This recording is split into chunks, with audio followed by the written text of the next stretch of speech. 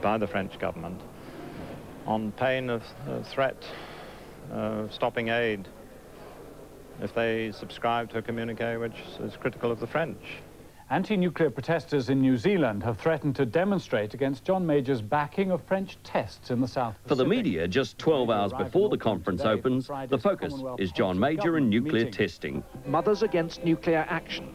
Mana is Polynesian for dignity, unfurled what was claimed as the world's biggest banner, a kilometre long.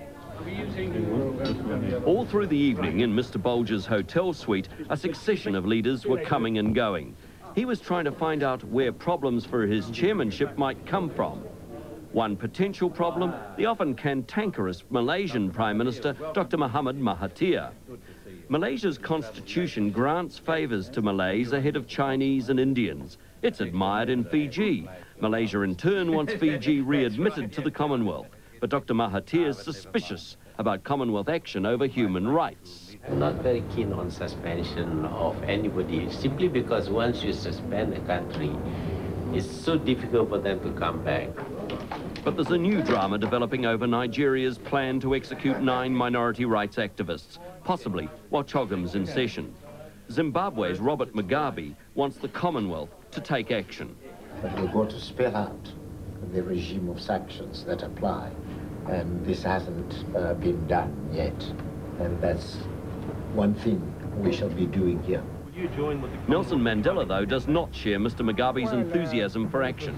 We have got a slightly different approach to the matter. We are in constant touch with Nigerian leaders on this question. And would you condemn? And we prefer to play that role.